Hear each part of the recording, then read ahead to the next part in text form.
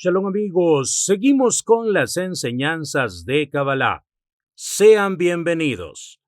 Le damos las gracias al Boreolán porque nos permite esta gran oportunidad de poder escalar peldaño a peldaño de sabiduría y conocimiento de su magnífica obra que es la Torá. Recuerda, cada día ha sido hecho especialmente para ti. Aprovéchalo. Comenzamos. El optimismo de Abraham Abulafia. Las enseñanzas de Rabí Abraham Abulafia, Zichrono Libraja, que dijo a su discípulo: coge la pluma para escribir como si fuera la lanza de un guerrero. Abulafia desafió la imposibilidad y 3 siglos antes que Luria realizó la especulación mística más profunda que el judaísmo jamás había realizado. Transitó por todos los caminos de la finitud que él consideró como válidos para alcanzar los máximos niveles de acercamiento al Ein Sof. Abulafia intentó encontrar dentro de la finitud estructural los espejos equivalentes de las fuerzas subyacentes que simbolizan al Ein Sof. Abulafia trabajó el intelecto, la matemática, la gematría, el lenguaje hebreo aplicado a la matemática, las técnicas de meditación emocional, la invocación de todos los nombres de Dios posibles en todas sus dimensiones. En definitiva, al contrario del silencio de Luria, desplegó todas las herramientas que consideró que eran válidas con el propósito de acercarse al Ein Sof. Abulafia demostró que pese a que un ser humano es un fragmento, la búsqueda constante en la interioridad subjetiva de la divinidad, el encuentro con nuestro fragmento interior del Ein Sof, no es un trabajo en vano, sino que por el contrario es lo que nos otorga el verdadero sentido a nuestra existencia. Abraham Abulafia se esforzó durante toda su vida en ampliar los horizontes del misticismo judío hasta niveles nunca antes alcanzados, y en este sentido trabajó siendo consciente de los límites de la estructura. Abulafia pretendía saltarse los límites de la escritura, profundizando en los sentidos ocultos de dicha escritura. Creó metalenguajes para destruir los lenguajes literales y creó sistemas de ruptura de dichos metalenguajes para acceder a los niveles más profundos de cada palabra. Destruyó las palabras en sí mismas buscando las energías de cada letra para comprender la combinación energética de cada palabra y su relación con la raíz que le dio origen. Utilizó las palabras como herramientas para descubrir el sentido oculto de cada una de ellas. Buscó en la energía particular de cada letra el sentido oculto que daba origen a la combinación que denominamos como palabra. Realizó la más profunda decodificación del lenguaje hebreo y lo llevó hasta sus últimas consecuencias. Permutó las letras para obtener las combinaciones necesarias y así establecer nexos relacionados con el sentido raigal de cada palabra.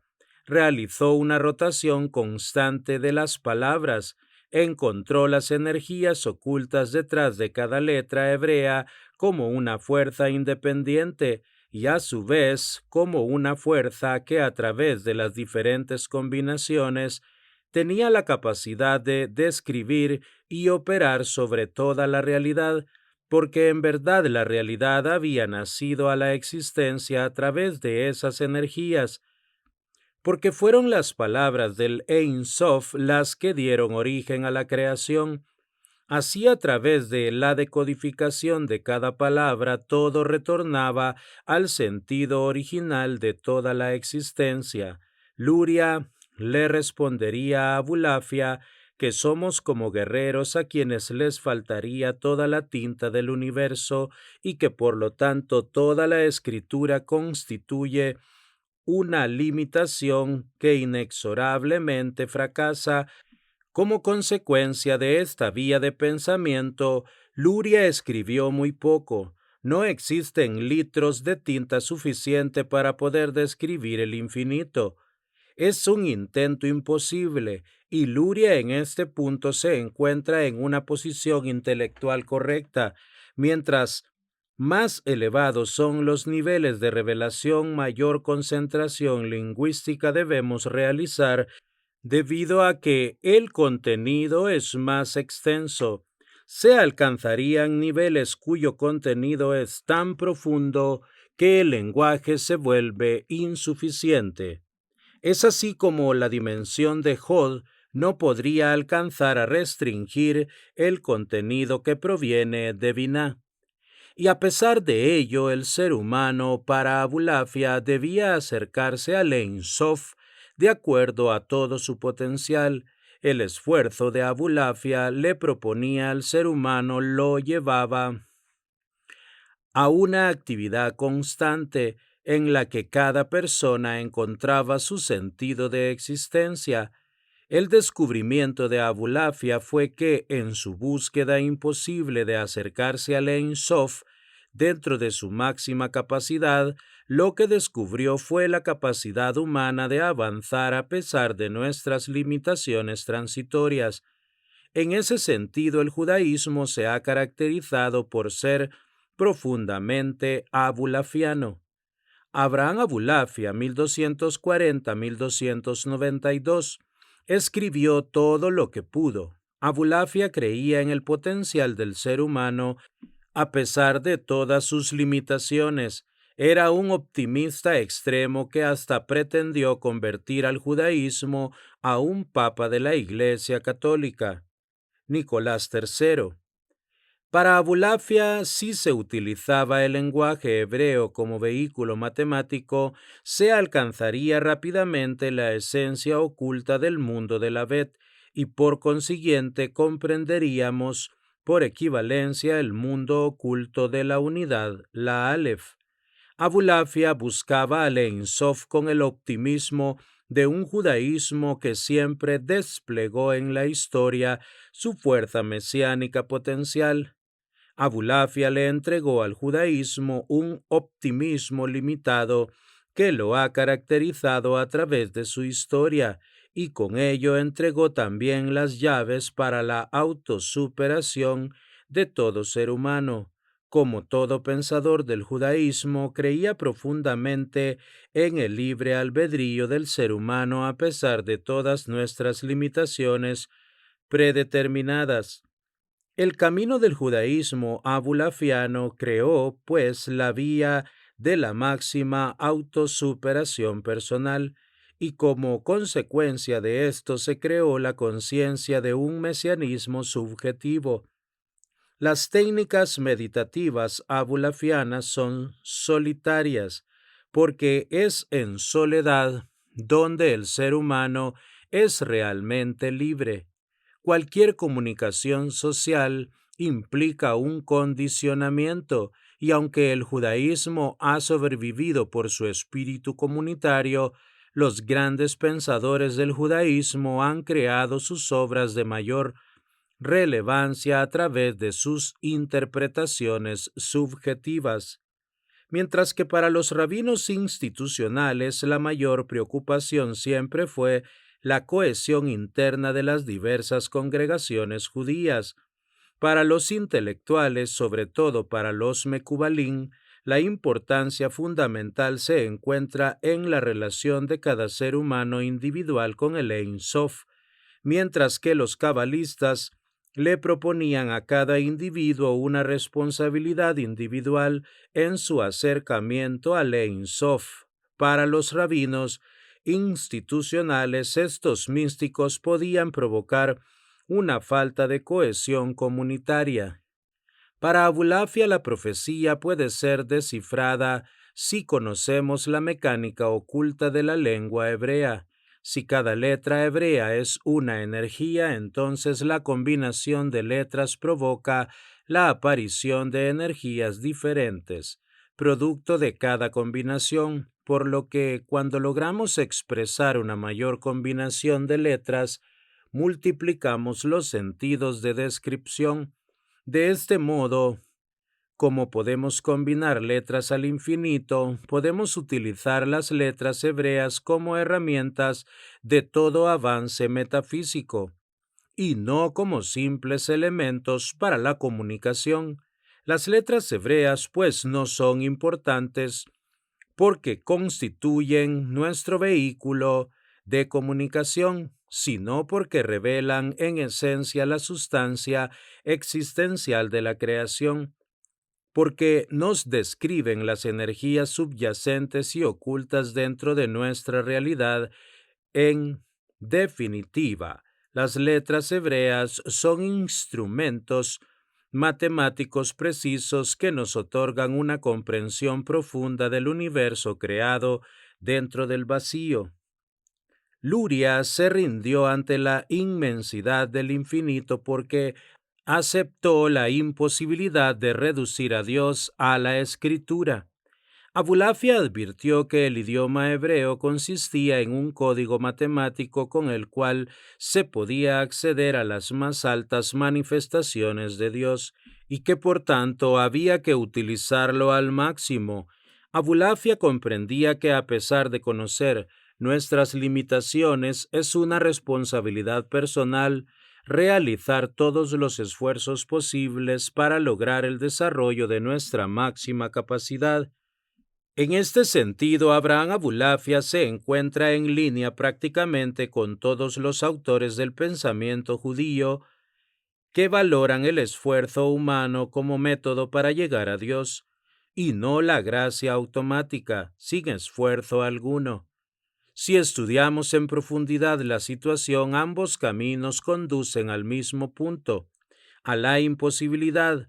Los dos reconocieron la inmensidad del Ein Sof y su imposibilidad de desarrollo conceptual dentro de la finitud, porque mientras Luria aceptaba al Ein Sof a través de su silencio escritural, Abulafia con su lingüística especulativa intentaba llegar hasta donde su capacidad se lo permitía.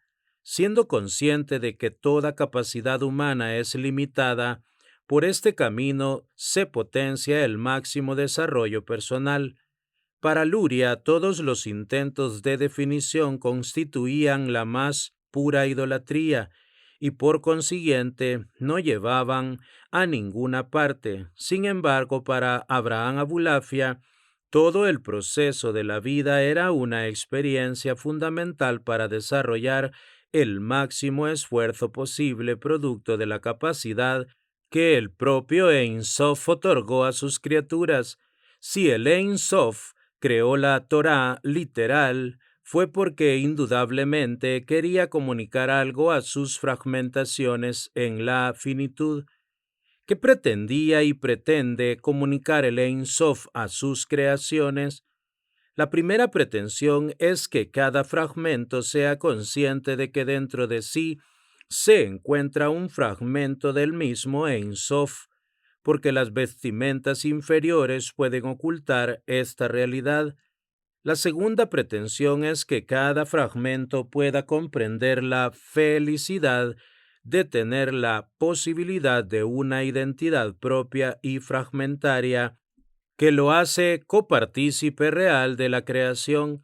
Y la tercera pretensión, y la más cercana a la esencia del Ein Sof, es la posibilidad fragmentaria que el Ein Sof posee para revelarse dentro del vacío. Por lo tanto, aunque sabemos que la Jochma no puede ser revelada por completo, lo que sí sabemos es que tenemos un instrumento valioso de manifestación del Ein Sof en la fragmentación, el texto literal de la Torá. Luria se preguntaba, ¿podemos reducir el Ein Sof al texto de la Torá? En Jochma existe la Torá en un nivel más elevado. El cabalista no puede encontrarse atado a la Torá literal, sino que por el contrario tiene que ascender a la Jojma donde se encuentra la Torá real. La Torá literal es un reflejo de la Torá real en los niveles inferiores de la existencia que poseen mayor oscuridad. Abulafia, en cambio, advirtió que si fue decisión del Ein Sof expresar su relación con el mundo de la fragmentación, entonces la Torá literal poseía un algo especial que no sabíamos comprender. Ese algo especial de la Torá que no comprendíamos eran y son los diferentes niveles de secretos que existen dentro de ella y que por tanto la extienden en profundidad más allá de la Torá textual, porque todo texto por su propia limitación jamás podía ser una imagen exacta del Ein Sof, sino que solamente un reflejo de la divinidad que el ser humano puede soportar. Así fue que la Torá literal se diseñó en relación a la vasija de resistencia del hombre. Ahora bien, si la vasija aumenta su capacidad de recepción, aumenta automáticamente la percepción de los diferentes niveles ocultos que se encuentran detrás del texto literal de la Torá. Es lo que denominamos como la Torá de Atzilut, la que se encuentra en el Sod de la Torá literal, pero no la podemos percibir debido a nuestra incapacidad de recepción. El judaísmo seguirá el camino de Abulafia porque la pretensión de no avanzar ante la imposibilidad constituye la anulación del desarrollo de la capacidad que Dios nos otorgó para poder crecer y ascender. El judaísmo, siguiendo a Abulafia, ha creído que a pesar de nuestras limitaciones predeterminadas, estructurales, debemos desarrollar el máximo esfuerzo dentro de nuestra existencia para llegar al límite de nuestras capacidades, y es justamente dentro de este proceso de esfuerzo que podremos encontrar el sentido de nuestras propias vidas. Abulafia luchó hasta el final sabiendo que perdería. ¿Perdería? Pero que su verdadera victoria frente al Ein Sof de un fragmento manifestado, se encontraba dentro del proceso continuo del conocimiento. Lo que resulta paradójico del cabalista es que sabe que en cada derrota se encuentra escondido el verdadero triunfo. Todo verdadero Mecubal trabaja sobre sí mismo buscando ampliar el campo de recepción, porque de lo contrario no puede recibir, y si no recibe lo suficiente no es un buen receptor. Abulafia entendía que la mejor victoria del ser humano era llegar hasta los máximos límites posibles que nos permita nuestra estructura fragmentaria predeterminada. Esto engrandece al zaragozano. Abraham Abulafia sentía que, al estudiar las fragmentaciones de Dios en sus manifestaciones, podía alcanzar cierta luz porque ascendía en cada etapa en el proceso de unificación de las diversas fragmentaciones. Cada esfuerzo, por mínimo que éste fuera, representaba un agregado en el camino para obtener el sentido de la propia existencia de cada ser humano. Así que, para Abulafia, no todo estaba perdido. Al contrario, la vida de cada ser humano representaba un continuo ascenso para establecer la mayor conexión con el Ein Sof, hasta donde cada uno pudiera alcanzar según su predeterminación estructural y su ejercicio de libre albedrío. La vida para Abulafia valía la pena vivirla simplemente por el desarrollo del esfuerzo, y dentro del desarrollo de este mismo esfuerzo el ser humano encontraría el sentido subjetivo de su propia existencia. Sin embargo, para Luria aceptar la imposibilidad de ver la luz en su esencia era la máxima comprensión del Ein Sof. Abulafia optó por el esfuerzo continuo, a pesar de que alguien pudiera encontrar en ello un ego inflado. En cambio, Luria cogió el camino de la humildad declarada, como la única muestra real de nuestro reconocimiento de la infinitud del Ein Sof.